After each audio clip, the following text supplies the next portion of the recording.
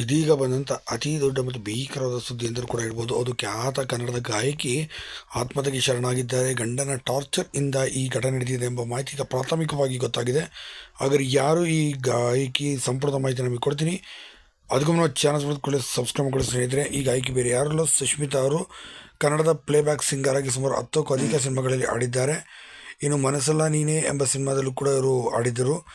ಇನ್ನು ಇತ್ತೀಚೆಗೆ ಬಂದಂಥ ಯುಗ ಯುಗಗಳ ಸಾಗರಿ ಮತ್ತು ಕಿರಿಕ್ ಪಾರ್ಟಿ ಸಿನಿಮಾದಲ್ಲೂ ಕೂಡ ಇವರು ಸುಷ್ಮಿತಾ ಅವರು ಪ್ಲೇಬ್ಯಾಕ್ ಸಿಂಗಿಂಗ್ ಇದೆ ಅಂತಲೂ ಕೂಡ ಹೇಳ್ಬೋದು ಸ್ನೇಹಿತರೆ.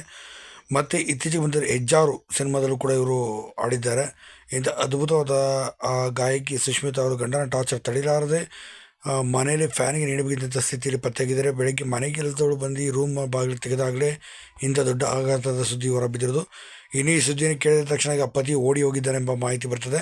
ಆದರೆ ಕುಟುಂಬದವರ ಆರೋಪ ಹೇಳ್ತಿರೋದು ಬೇರೆ. ಇವನೇ ಕೊಲೆ ಮಾಡಿ ನನ್ನ ಮಗಳನ್ನು ವರದಕ್ಷಿಣೆಗೋಸ್ಕರ ಸಾಕಷ್ಟು ಟಾರ್ಚರ್ನ ಕೊಟ್ಟಿದ್ದ ಅಂತಲೂ ಕೂಡ ಸಾಕಷ್ಟು ಆರೋಪವನ್ನು ತಮ್ಮ ಅಳಿಯನ ಮೇಲೆಗೆ ಹಾಕಿದ್ದಾರೆ. ಸದ್ಯ ಆತನನ್ನು ಕೂಡ ಈಗ ಪೊಲೀಸರು ಹುಡುಕುತ್ತಿದ್ದಾರೆ. ಇನ್ನೊಂದು ಕಡೆ ಸುಷ್ಮಿತಾ ಅವರ ಬಾಡಿಯನ್ನು ಈಗ ಪೋಸ್ಟ್ಮಾರ್ಟಮ್ಗೆ ಕೂಡ ಕಳಿಸಲಾಗಿದೆ ಅಂತ ಹೇಳಲಾಗಿದೆ. ಏನೇ ಇರಲಿ, ನಟಿ ಸುಷ್ಮಿತಾ, ಗಾಯಕಿ ಸುಷ್ಮಿತಾ ಅವರ ಆತ್ಮಕ್ಕೆ